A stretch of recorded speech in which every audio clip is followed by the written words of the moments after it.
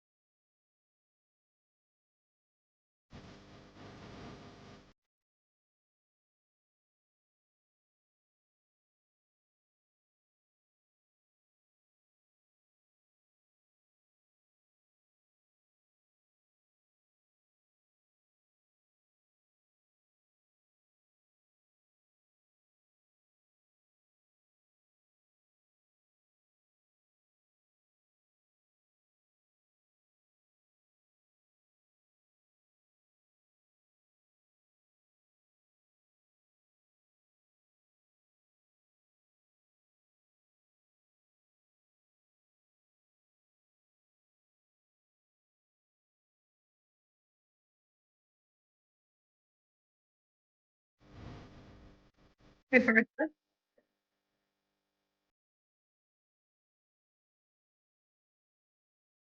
Thank you. Good afternoon and welcome to CASA LA's Fireside Chat.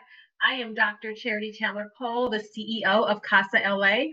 At CASA LA, we organize the community to show up in life and in court to advocate for children and families in LA County's overburdened child welfare and juvenile justice systems. Through an intentional, restorative, and culturally responsive lens, we train a village of committed, consistent, and caring adults who provide equitable, life-affirming connections.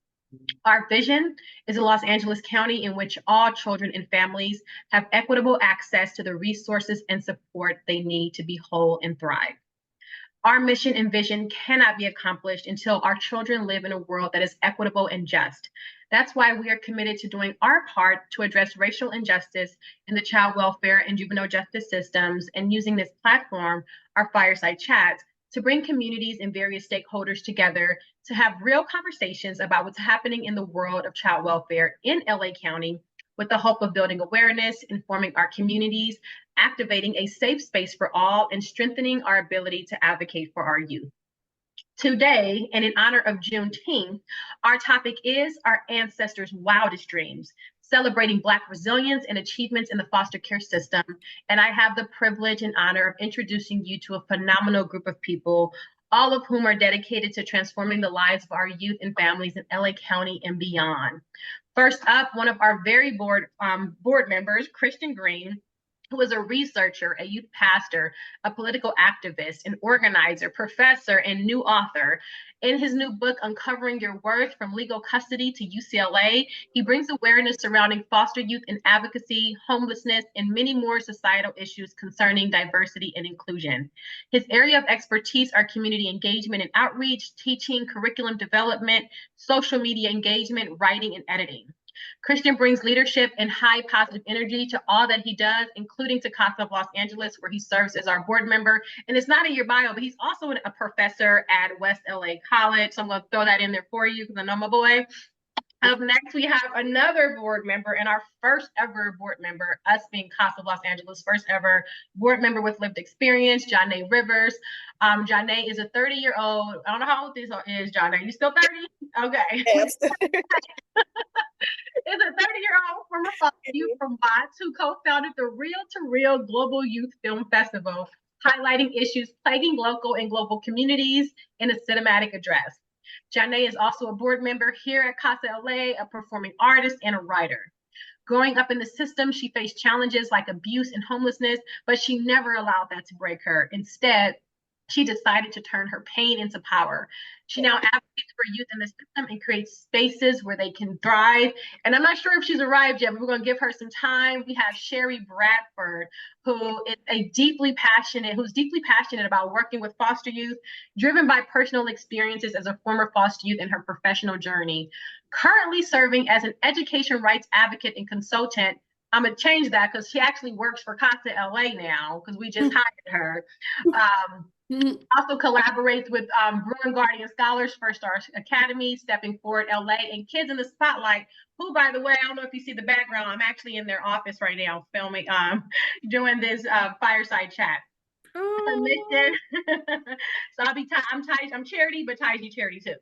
Her mission is to advocate for foster youth rights and provide platforms for creative expression through arts such as filmmaking, spoken word, and poetry. Beyond her professional endeavors, she enjoys participating in local open mic nights, talent shows, webinars, and panels, as well as hosting karaoke and comedy nights. Sherrie graduated from UCLA with a degree in education and social transformation in June 2023. So Sherrie, Christian, y'all got to connect because y'all both UCLA alums. And my kids are at UCLA right now, by the way, for summer camp. So we're all just connected. So thank you all so much for taking the time out of your busy schedules to join us, and welcome to our fireside chat. For our audience, we will take a few questions towards the end if time permits. So please submit a question in the Q&A and you have it. If you have one. So let's get into it, y'all. Juneteenth just passed, and I don't know about you all, but I was just so proud of my Black excellence, of how far I've come. I told a few of the others earlier, I got my test results today from African ancestry saying that I am from the Mende people in Sierra Leone. And so I just have this overwhelming feeling of knowing and completion and knowing where I come from and just being proud of who I am as a Black person, as an African American, as an African descendant of slavery, and then knowing, who we are and where we come from. I want the world to to really understand who you all are. So I want you to tell me about yourself, and let's really start about what do you do for work and for advocacy. And don't be humble. I said this before we started, but please be very proud of who you are and where you've come from, because the world has taught us to, simmer down, be humble, be mediocre, but you all are none of that. And so just, toot your horn and let us know who are you? Who wants to go first? I'll go first. Let's go. I'm Johna Rivers, and I am a performing artist. I actually do it all, right?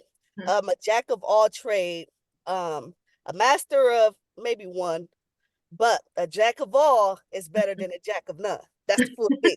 But I am a writer. I've written a script before and shot it a short film called Who Knew that highlight issues that from my neighborhood in Watts, and kids that are faced with these issues but try to overcome that to become something better than what their neighborhood kind of set them up to be. And I am a performing artist. I do spoken word, I do music. I am also, I think above everything, I'm a change maker. Every space that I walk into, I make sure that I leave that space having made an impact, right?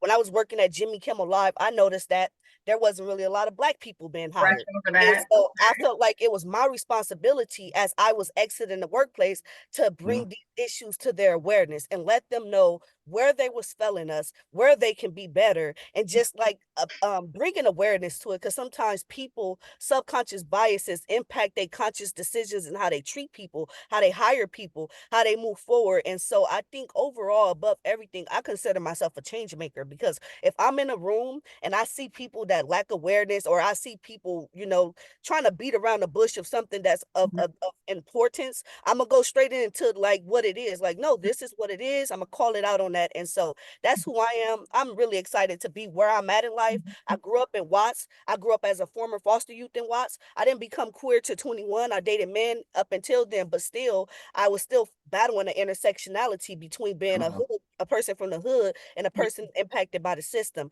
And I never allowed that to define me. You know, I've traveled all over the world. I've been to Brazil, Greece, Africa, Mexico, Washington, D.C., and the White House. I've been all over.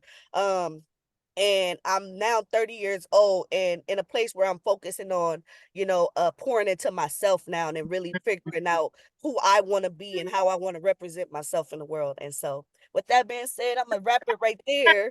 Hello, she just was like, you know, when I worked at Jimmy Kimmel, like that wasn't a thing. I was like, that was cute. That was cute. That was real nice. But I love that you have this confidence. You have this knowing of the worth of your voice and being able to express what you feel and knowing the impact it will have.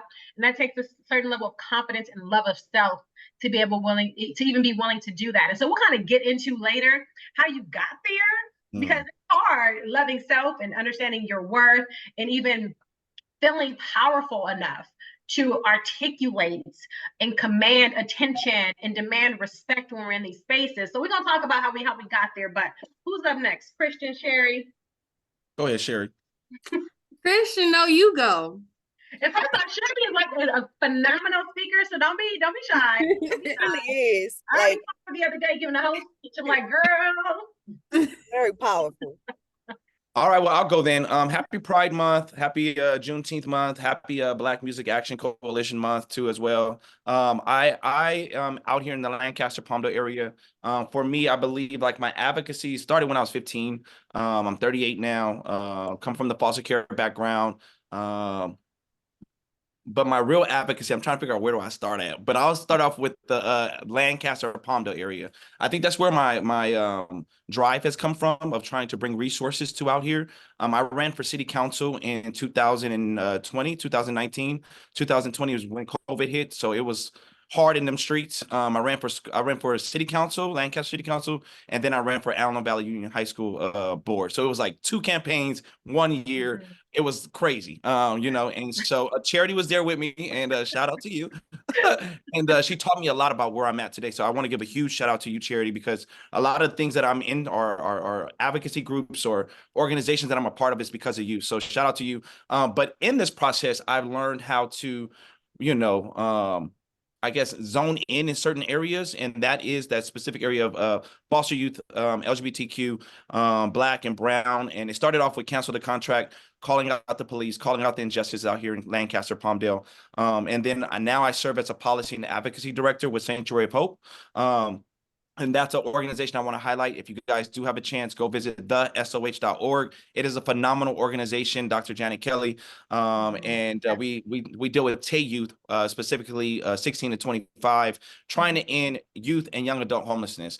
I don't know about y'all, but I believe that there should be no youth or young adult that should be on the streets, should be homeless, or facing that type of housing insecurity.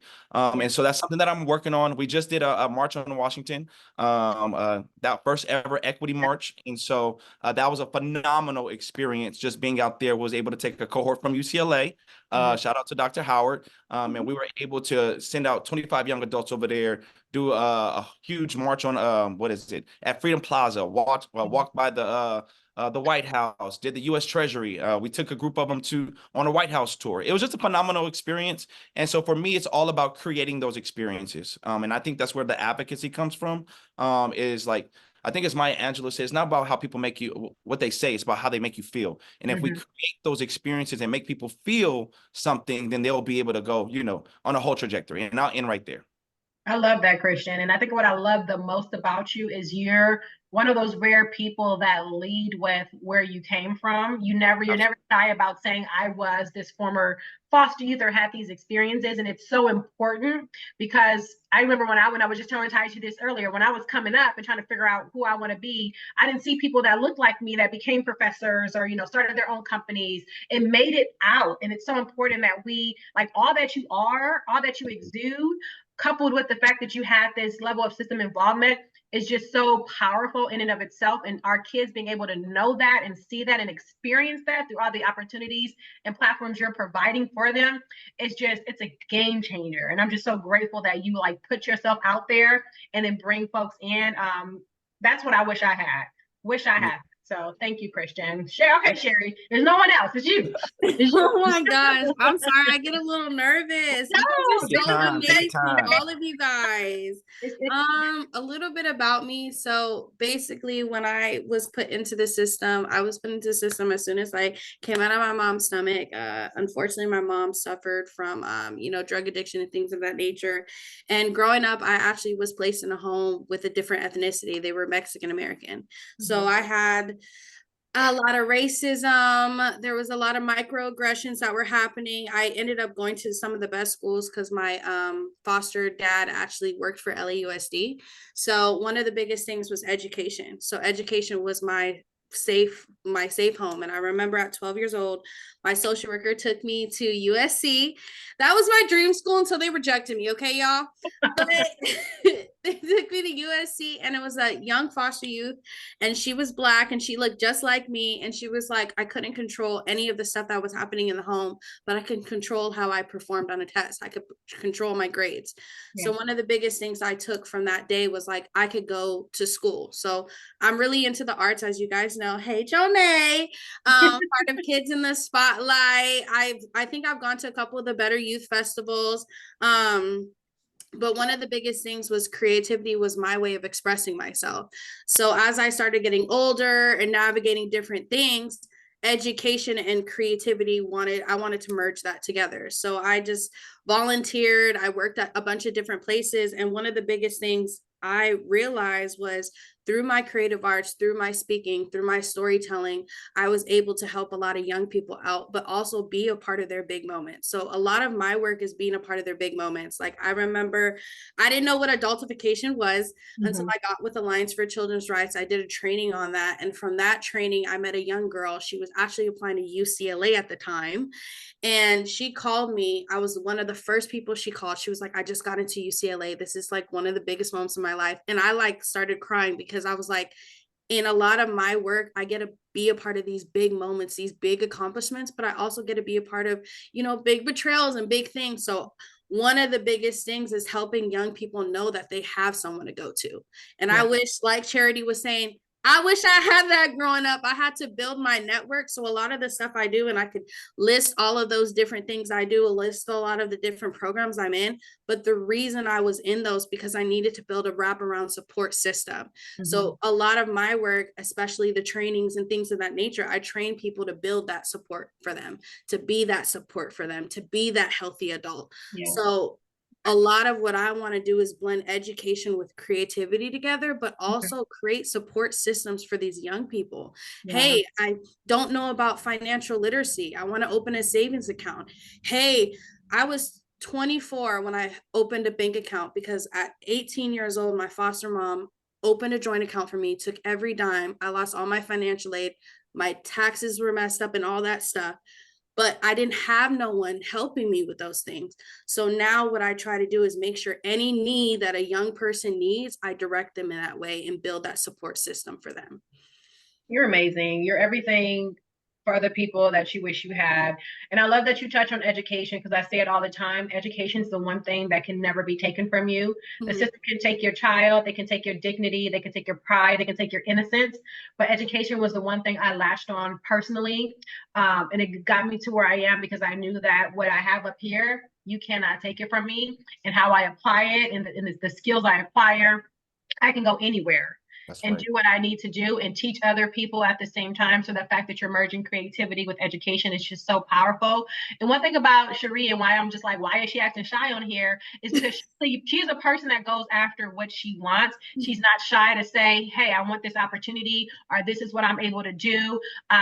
She works for CASA LA, applied for the job, and on her own, like, excelled and outshined every single other candidate. It is just the perfect fit. Like she knew that, and she comes in with just so much confidence and pride. And it's like, I don't care what I've been through, where I've gone through, I'm going to go after everything I want, and then I'm going to show you how to get it too. And I just absolutely love that about you, Sherrie. So keep it up, girl. You a baby still, so you teach. I know, I'm in training. I'm training some of us.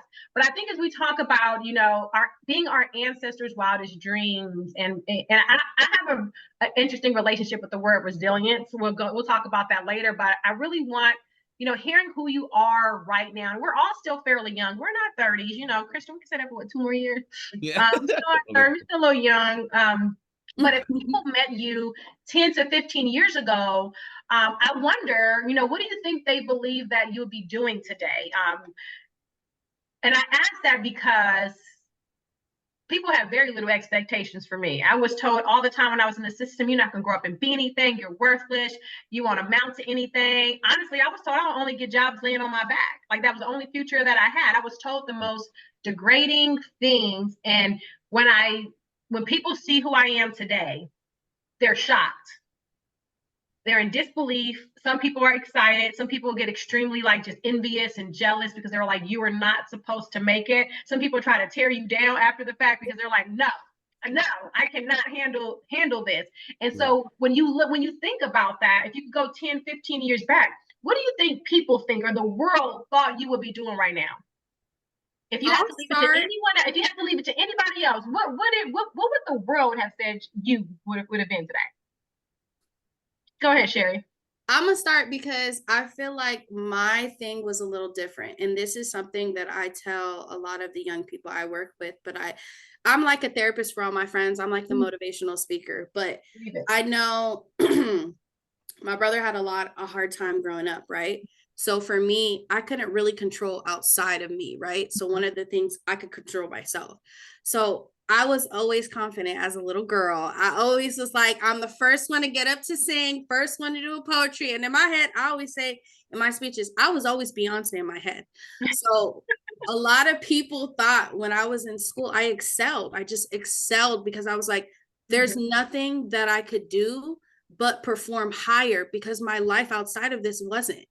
So for me, a lot of people are like, you're going to be a politician, you're going to be a singer, you're going to be on the stage, you're going to be changing the world, you're going to be doing all these different things. But the thing is, the primary source where I went home, I didn't get that. It was like, you're having an attitude, you're bad, like you think you're better than everybody. My brother was messing up, so they're like, you're just going to end up like your brother. This is only a short period of time. So I had a lot of mixed reviews, but outside of that, from teachers, from mentors, from therapists, to all my support networks, they were like, you're going to do something. And I feel like one of the biggest things I try to instill in myself, but also instill in young people, is like, you're not going to be able to change what happens. Things are going to happen. People are going to say things to you. Good. If you have haters, that's a good thing, because you're doing something right. But I also say that a lot of actions that young people do is a reflection of their environment too. They said there's 4 different, it's fight or flight, but there's fawn. And I was the fawn. I was the one who was like, people pleaser, I'm going to do everything right, things of that nature. But internally, mental health wise, I wasn't the best person. Trying to get all A's, trying to do all these things and excel, that was a mental drain. So inside of me, I had a lot of issues that I had to cover and talk through and go through and things of that nature. But outside of that, for a lot of our young people, that all these people are saying that rude things, have you got to sit down and actually ask your young people what they like to do on a Saturday? Outside of what you see in a court report, outside of whatever they're doing or whatever the social worker or this person says, do you know what they like to do on a Saturday? Yeah. You know their birthday. What's their favorite cake? Ask them ice cream. Because at the end of the day, as you get to know a lot of these young people, you realize the reason they're acting the way they're acting is because that void. They don't feel seen. And that's one of the biggest things. Despite what everything was going outside of me, I felt seen, and I had to feel seen by myself.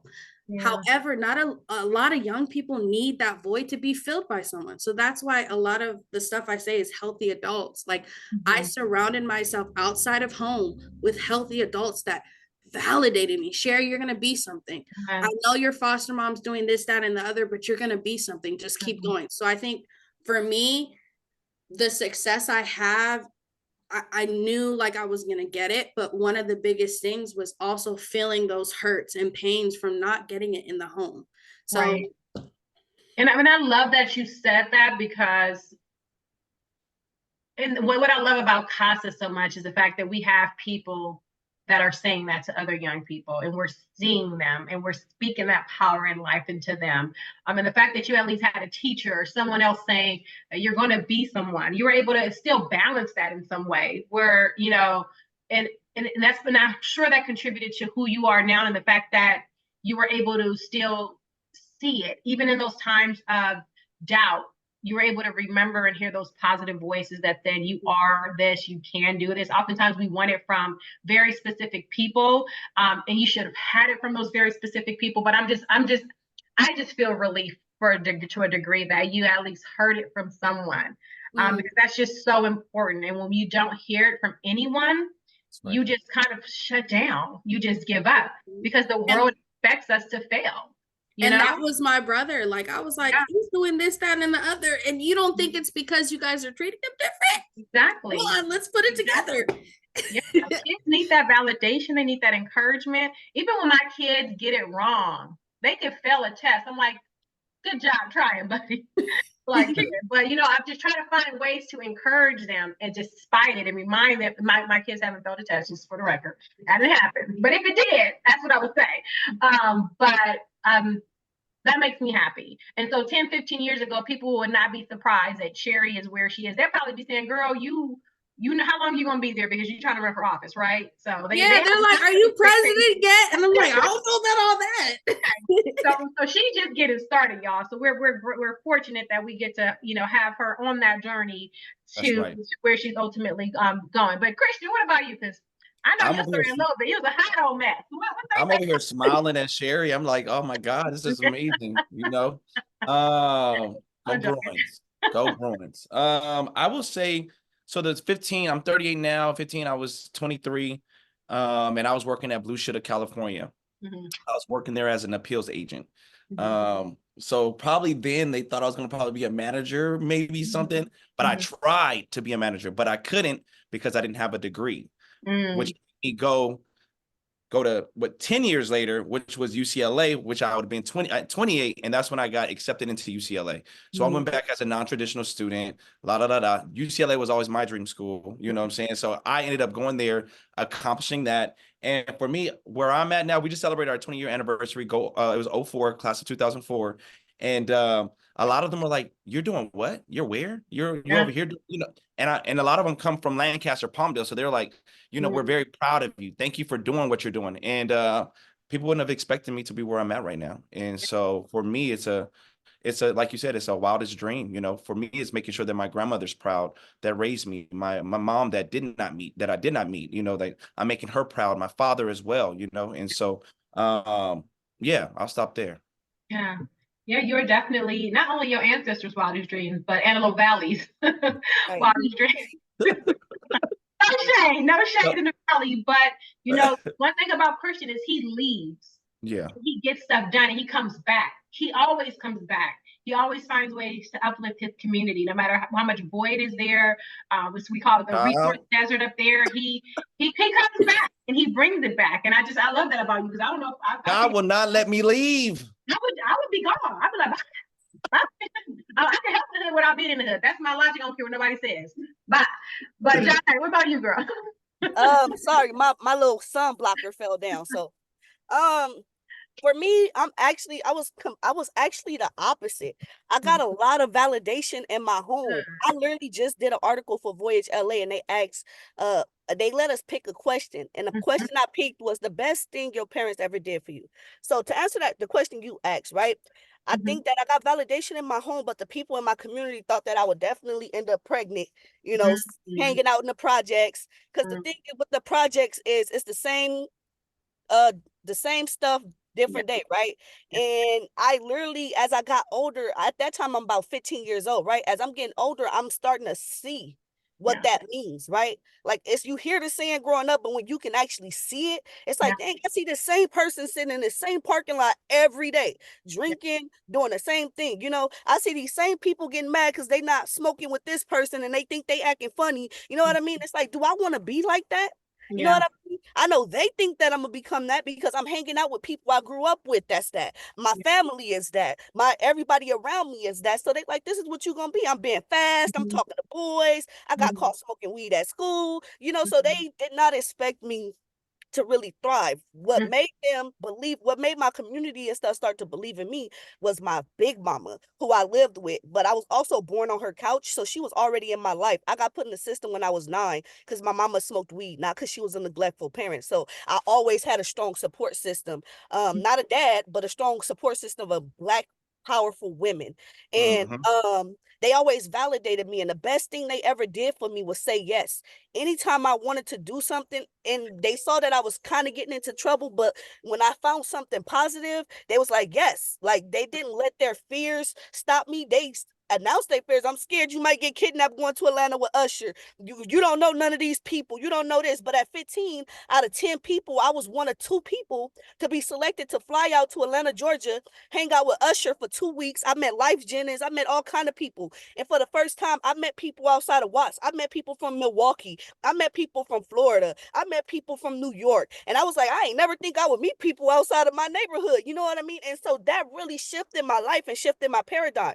And my big mama was so proud of me because I came home and I was like, I got a grant for $500 to raise money for bed nets to send to Africa so kids don't get malaria. Did that, became a champion in a fight against malaria, got a photo shoot from the United Nations Foundation. And because I knew my big mama couldn't be there, every time I went somewhere, I brought a piece of that back, whether it was food, a hat, a cup. Look, big mama, we did this, but I made sure that she experienced that. And when my big mama would go to little meetings in the community, because she was involved, she wanted to know what was happening, the changes. So she would go to like the little meetings they would hold, and she'll be like, yeah, well, my daughter, she called me her daughter, my daughter, she went to Atlanta and she do rap and she do this and she got a dance class, and she always bragged about me. She was my biggest supporter. My mama was my biggest supporter. My big mama's not here. She passed away, but she's always been my #1 supporter. She bragged about me to the family. She bragged about me to her friends. She bragged about me to the social workers, to the point where the judges was giving her a standing ovation for how I ended up turning out. You know what I mean? As a kid in Watts, still living in Watts, you know what I mean? Getting ready to fly out to Washington, D.C., asking the courts to help pay for my passport because I wrote a letter to go to Africa and I'm about to go to Africa. And my big mama got to see me do that. You know what I mean? And so it was just like, that made a huge and a profound difference in my life, having Black strong women to be there, to be my support, to be my village, and to say, yes, you can go to Atlanta. Yes, you can go camping in Malibu. Yes, you can be a part of that after school program. Yes, you can do this. You know what I mean? It was like, oh, well, they said yes. So when I showed out in the world, they was like, oh, Johna, could you come with me to the CASA LA lunch? And I was like, yes. We sitting at the thing. He said, I want you to be a speaker at the meeting. I thought he said, I want you to be a board meeting. I said, a board member. I said, yes. I showed up to the meeting as a board member, speaking like a board member, ended up becoming a board member. But it's because my big mama instilled in me to say yes. She never told me no and what I could not do. And so that's why I'm able to show up and be who I am, and also pour that into other people. I had a mother's love. I had a big mama's love. And even though I didn't have a father's love, having a mother's love can can change the trajectory of your life, And so, you are so phenomenal. And this is just evidence that we need people in our kids' life. Come on. That's speaking into them, saying yes to them, not limiting them. Having very high expectations for what they could achieve. And we don't always experience that in the foster care system. I think, I'm like, I just feel happy that you all have that. Because I feel like even if we have certain people in our family and in our life that, you know, think very highly of us, the societal expectations of what we can become and what we can achieve, especially when we're system impacted, are oftentimes so low. And you all are evidence of why we need to think big and dream big and provide big and offer resources and opportunities that are big, because we are capable of everything, just like everyone else. And like, you are truly like just the embodiment of what can be when you have the right people pouring into you and investing in you and encouraging you and saying yes to you. And I'm trying my hardest not to sing at 7 o'clock on the dot by Usher, because it will not get out of my head, because that's my boo.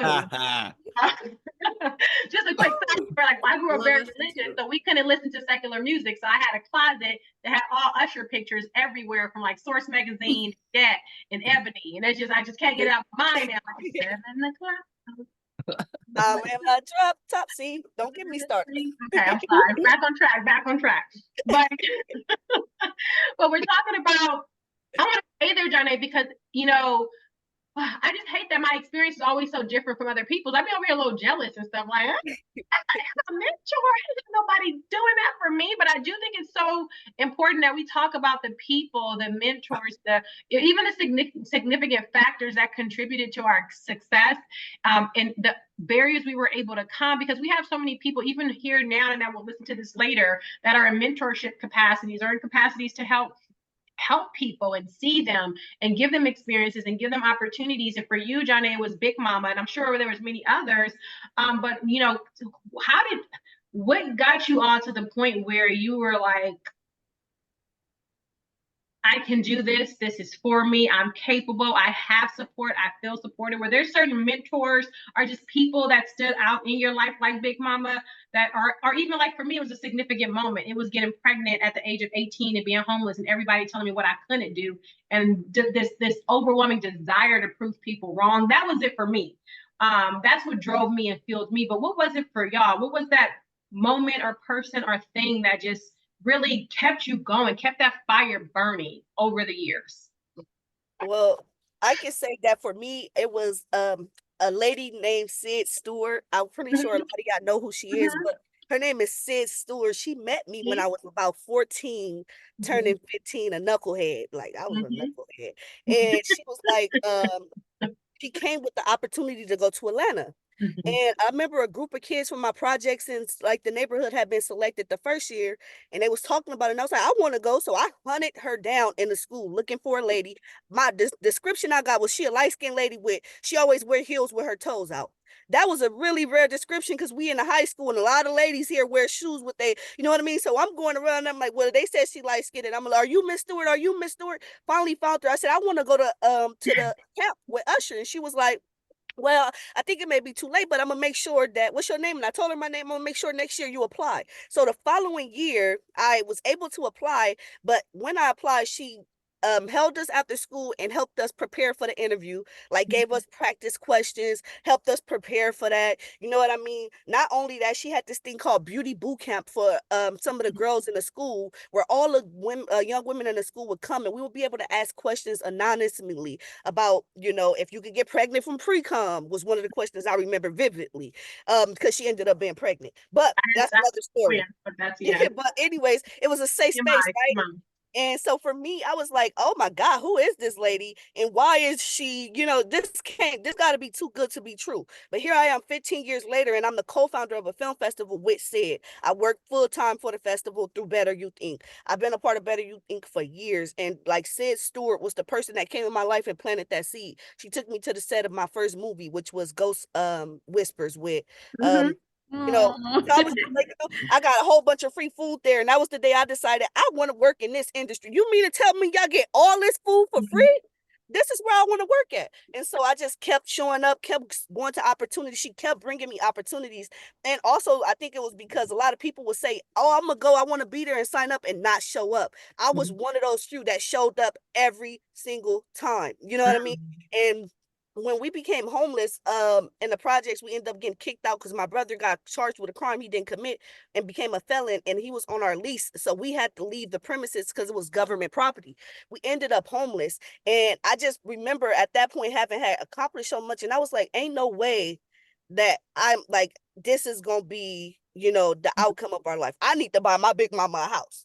And that was my motivation for going hard and really getting to where I'm at, you know, my family, and just like, cause they believed in me so much, right? Like, it wasn't a reason for me to hate them or try, you know, I want to make sure I put them on so they ain't never got to stress again, because I see the sacrifices they made for me. I see you know, whether it was putting money in my pocket for trips and things like that, I want to make sure I put it on for them. And not only that, I want to be able to pay it forward and do for other people, and be able to go back and give money to Better Youth so that they can continue doing what they're doing. Not only Better Youth, but Right Way Foundation, you know, a lot of other organizations that I was a part of that contributed to my life. And so, yeah, that's, for me, that's what it was. Just like, you know, wanting better for myself and for my family, because they was a huge part of me being where I was in my life at that point. I was 18 when this happened, you know what I mean? And I was like, I got it. My internet or theirs.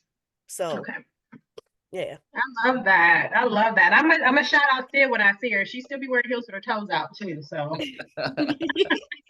that's my girl. And she looks like doing it. Okay. Okay. So what about you, Sherrie and Christian? And I see Dave's question, and I want to actually get to his question too. So I'm gonna definitely take that one, Dave. Thank you. What about you two, Sherrie and Christian? I guess I'll go. So I think, you know, I was in a foster family they took me in when I was 4 months old, and I went through a lot with them. When I was nearing 21, I remember my foster mom had called DCFS and was like, hey, it seems like I'm not going to get paid for her anymore after, you know, she turns 21. Is there any other program? Because I was in extended foster care at this point.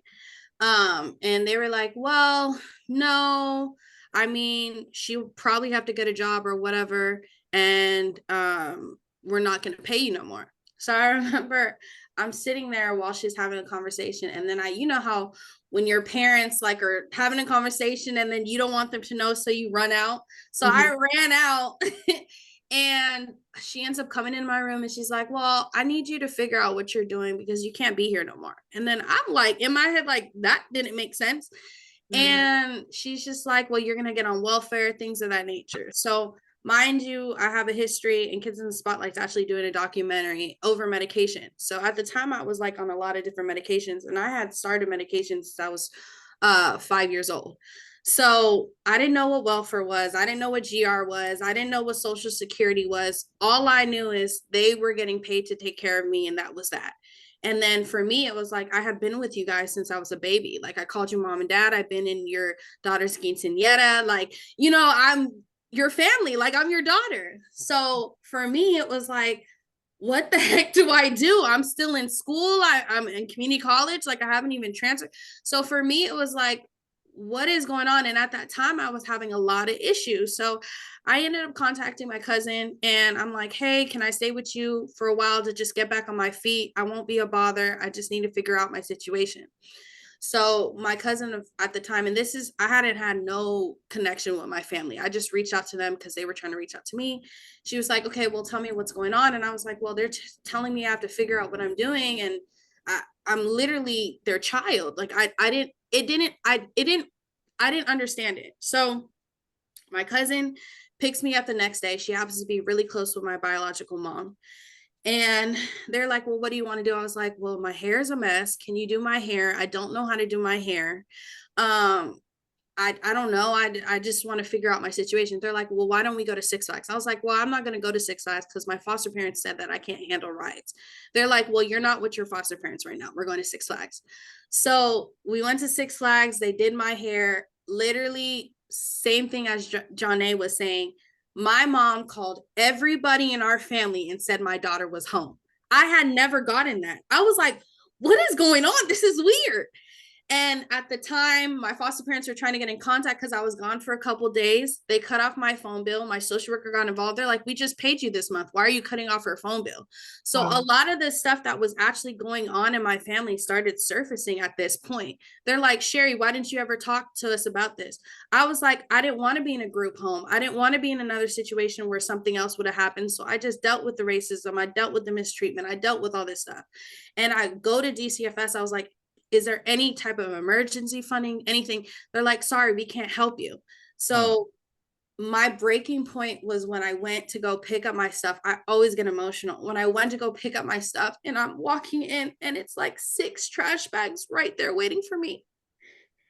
And I didn't think, let me get my birth certificate. Let me get my like pictures. Let me get stuff that I actually need. I only have one baby picture to this day. I had like a bunch growing up.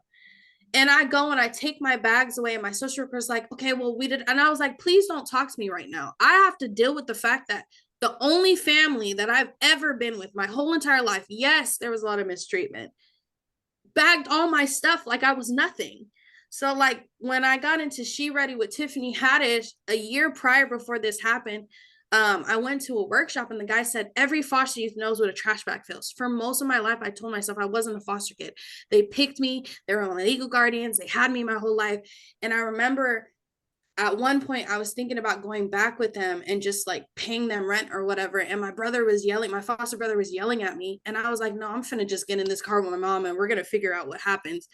And I was in that car and I said, I promise myself I will never feel this way again. And I promise myself whenever I get back on my feet and I could help young people, they never feel this way. They never feel like they're garbage. They never feel like, hey, I'm just a paycheck. And my mom at the time was like, you were just a paycheck, but you're more than a paycheck to a lot of other people. And you're more than a paycheck to us. And for me, my mom took me in. I had nothing. My hair was messed up, naps. I was overweight. I literally had $1 to my name. I was messed up. And I promised myself, I was like, I'm going to dedicate the rest of my life to never feeling this way again. So a lot of it was just growth. A lot of it was doing things that I didn't think I could do, going to UCLA. I had a bunch of W's. I had dropped out of school because I was homeless at the time. So I ended up contacting all these nonprofits and they ended up paying for me to go to school. And I got into like 13 schools and things of that nature, went to Washington, D.C., had all these accomplishments. And I don't want to highlight the accomplishments, but what I really wanted to highlight, that feeling of feeling like you're not enough or you're nothing, or that negative, or being in a situation where you're completely helpless. I had never, ever had to worry about homelessness. I was with the same family. Yeah. But for that moment, it was like, hey, now I know exactly what my purpose in life is. And my purpose in life is pouring into young people as other people had poured into me, whether it was my mom, whether it was being in Kids in the Spotlight, also representation. Yeah. I had grown up in a family that didn't look like me, had told me to take bleach baths to look like the kids that I was going to school with. Wow. So I know, Charity, you're like, oh, whatever. You being a CEO, Taiji being, I hadn't seen that. I hadn't seen Black women on high levels of success. So for me, it's all these little things where I'm like, okay, if they could do it, I could do it. If that girl could go and get into 14 schools, I could apply to 13 and see if I get into it. But it took that moment of feeling like I was absolutely nothing to being like, you know what? I'm taking power now. I'm never feeling this way again. And if a young person comes to me and they're getting moved out, we ain't getting trash bags. We gonna get suitcases. We gonna call Tiffany's team. We gonna get 20 of them, and they not gonna feel that way. Yes. Oh my gosh. I know, right? I'm just trying not to cry. You're just so special, and it does take. You remind me of me so much. It does take that moment. I'm gonna tell you guys something. It's something magical that happens when you hit rock bottom, and if it doesn't swallow you, and you realize the opportunity to be great and excellent, that's the person you need to watch out for. The person who hits rock bottom and says, I'm going to start from here and the sky's the limit, the moon's the limit. Because that's exactly, we just had this conversation with Taiji earlier. When I realized that I'm going to create this version of myself I want to be, that everybody said I couldn't be and do, I'm just going to make it up and be it. Because what else? I'm at the bottom. It's only up from here. And when you realize your purpose and your magic in that moment, and it doesn't defeat you, you become unstoppable, Sherrie. And that's what you are. And I'm glad that your village showed up. I'm glad that they were ready to receive you. Oftentimes, our village is there waiting, but the system prevents them from even interacting. And we don't realize that until we're disposed of. Especially Black families like Johna. Yeah. I just wanted to highlight it, and we go into the next question. She got in trouble for smoking weed. How many times, how's that happen with white families? Yeah. Like, you know. Yeah. Yeah, exactly, exactly. So, ooh, that story, I can't wait. I just want to follow you. I just want to follow you. Like I know her. I know Sherrie. Right, right. Christian. And count us as a part of your village as well. I'm gonna keep mine a little Yes. shorter. So three people, three mentors at three different times in my life. One was Geraldine Cromwell, which was my big mama. And so while you were talking about that, I got teary-eyed 'cause I'm like, a lot of my success was because of my big mama. She was a praying grandmother that taught me faith and prayer, taught me how to like believe in myself. Those yeses, right? I wanted to go to magnet school so bad.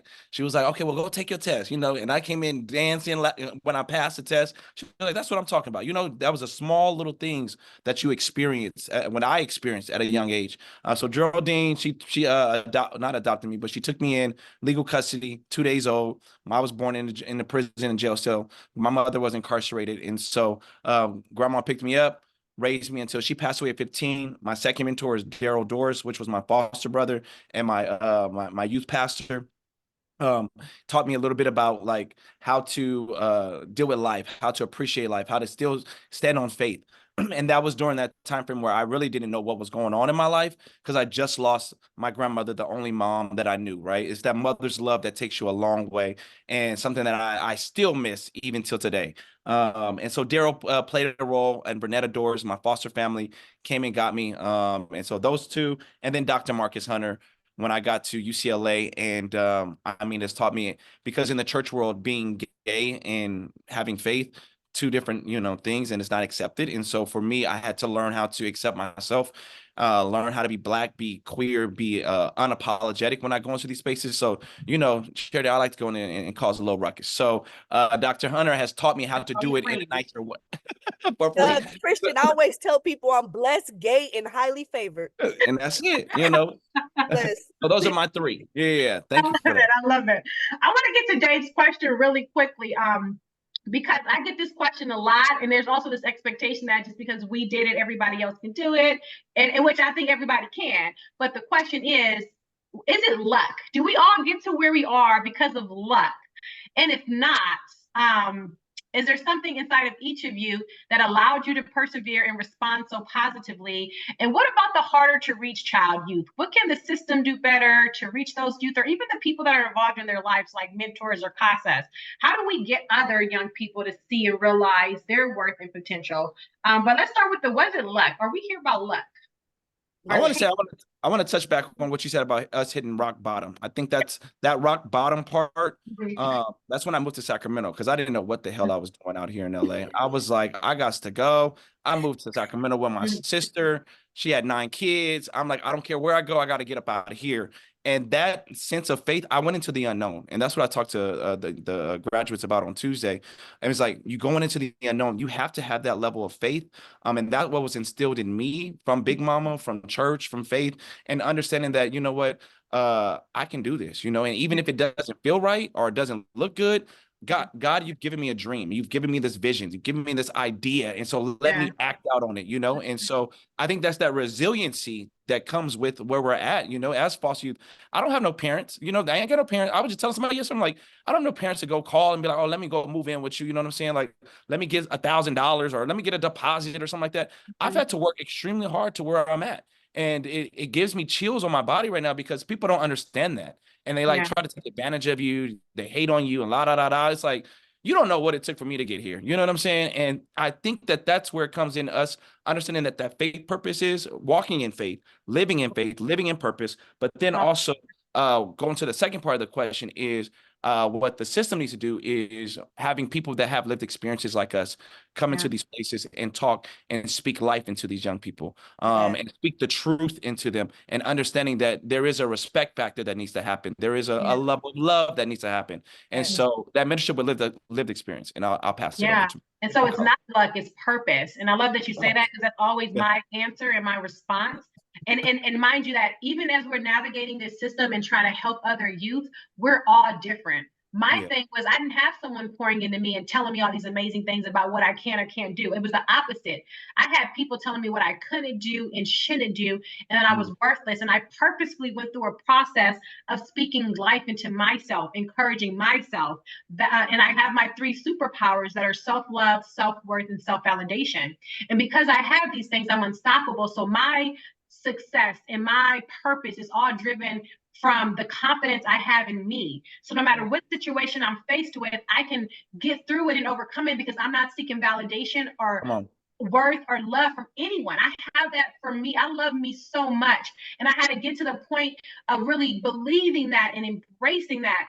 And because I do have a natural spirit of defiance, I was able to move forward with that love and purpose and worth and defiance to say, oh, I can't. Let me prove you wrong. I love when someone tells me I can't do something or be something or shouldn't or that it's too big. I do the opposite and I go after it. So for me, it's so many people telling me no. And for the next kid, it may be I need that validation. I need someone to love me. I need someone to see me. I need someone to support me. Every kid's different. And our problem is that we try to do one thing for every kid and think that what's going to work for one person is going to work for the next person. And I just want any young people hearing this to really understand that you define your purpose, your life. And when you get that feeling inside that's drawing you somewhere, attracting you to something great, go after it. Don't let anyone or anything limit you. You follow it. You hunt it down. And if you're fortunate enough to have people around you that are believing in you and investing in you and speaking that life into you, embrace that. Because I'm sure those people came along in my journey, but I was just so resistant to help. I was so distrusting because of the trauma I experienced that I didn't let a lot of people help me. I still have that problem now. I was talking to my board the other day, like, I have trust issues. I'm so used to doing everything by myself. And I'm trying to snap out of that, but that's just what we're used to. But Johna, Sherrie, what about y'all? Y'all hear about love? For me, it was 3 things, and then because I know we got like 5 minutes. For me, it was faith over fear. I agree with Christian. I put my faith over my fear, but Sid's story is still that saying it to me. I remember I would be like, oh, I'm scared of this. It's an opportunity, but I'm scared. She's like, no, you can't have faith and fear in the same body. That stuck with me forever. I always walked with faith, blind faith, and God always showed up and showed out. Second thing, if you want to help a child, be there for them when they failed. When I got caught smoking weed at school, Miss Stewart didn't turn her back on me. She didn't kick me out the program. She didn't label me a bad child. She still, when I got blackmailed and the second year of my film festival, she didn't say, you been blackmailed. I told her what I was being blackmailed, what it includes. She was like, tell them to do it. She was there for me. She supported me through it. You know what I mean? If you want to get a child to change and you want to try to understand the child, be there for them when they fail, be there for them when they mess up, and show them that they mess ups don't push you away. And then the third thing, I was gonna say, if you want to impact a child's life, change their surroundings. When the people around me change, my mindset changed, my view of life changed, and everything else in my life changed. The opportunities changed, the exposure changed. Invite them to them fundraisers that you may throw at your house or that somebody else is inviting you to. Right. Invite them to go eat at a nice restaurant in Malibu. That changed my life so many times. Invite them to go hiking, every blue moon. Expose them to new things of life. You know what I mean? Yes. And be there when they fail. I promise you, you will make an impact in that child's life. Yes. And the failure piece, though, that's when they give up on us and leave us. That's when we need that support the most. We'll leave it there, but thank you. We don't give up.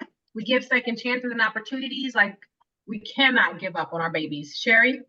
I also think too, definitely, I wanted to highlight I've been doing it all by myself, but I also do want to highlight just in general, like the Black woman trope, like a lot of the different intersectionalities, but also a lot of the stuff from history too, that we often take on. But I think specifically with our young people, and this is something I always tell people, it's really interesting when I talk to our young people, because I notice sometimes it's phases where they're, liking somebody, doing this, doing that. And I make it fun and creative. So I'm like, okay, I know you're having a hot girl summer, but I need you to answer this email. So let's hot girl this email real quick. And then we can go on. So I think too, it's like Johna was saying, we go. I was your age too. I remember. I think one thing too is just accepting them. Acceptance. Yeah. I understand. I get it. I understand you got trust issues. You probably are not going to respond to my email. So let's find out another form of communication to work with you. Yeah. From there, trust issues. Young people, and this is something I know, Johna, I know Christian, I know you guys all know. Young people could tell fakeness from a mile away, especially young people in the system. Yeah. We know if you're here for a paycheck. We know if you're here to input like your own ideas on how we need to be, but it's acceptance. Any stage, and it's a case-by-case basis, any stage they're at, be there for them. That's all. Listen to them. If they say, hey, I want to go cook and be in culinary school, cool. But no, tomorrow it might be Barbie school. I don't know what it's going to be. But support them no matter what, because at the end of the day, something will stick. And Johna said something really, really big, because I work with these young girls, and all they were told growing up is that they could get a boyfriend and that they're going to be pregnant by the time they hit 18. Everybody thought of them, they're so pretty, they're out there, da da da. And one day I went up to them, and I was dressed, I was ready to go out, and I went and talked to their family, introduced myself and stuff, and they're like, where are you going? I was like, oh, I'm going to my school. And then they're like, I was like, I'm about to apply to UCLA. They're like, UCLA? We never met nobody who goes to UCLA. That's our dream school. Nobody sat and talked to these young girls about education, because all they knew was they were pretty, that they were fast, and that they're going to be pregnant by 18. But when you introduce them to something different, and yes, there was a lot of things that they had went through, phases, things of that nature, but I was there for all of them. And guess what? Every time it was a bad situation, you know who they called? Me. Whether it was good, bad, whatever, but I was so happy because they had someone to talk about things. You can't plant a seed in anyone if you don't know them. And that's one of the biggest things people don't understand. Get to know your young people and then start implementing things. But if you don't know your young person, what can you plant? You can't. You all are so phenomenal and so amazing. You are our ancestors' wildest dreams. And I am so honored to know each of you, and just so blessed. Our world is blessed because you're in it. I hope somebody got something from this today. I just feel great. I just love being Black right now. So I love y'all. Thank you so much. And have an amazing Friday, everyone. Wow. Phenomenal. Thank you. That was good. Oh, that's good. Okay. Where's Sherrie at? We need to get her underneath. Oh, Sherrie, she left. They probably got. I know. I'm gonna get her information. I'm gonna get her information. We'll get your information. She works with CASA now too, so you'll see her. She is phenomenal. Oh my God. I love we're y'all. recording. Okay, I gotta go. Bye. All right, you still recording. Thank you, everyone. Bye.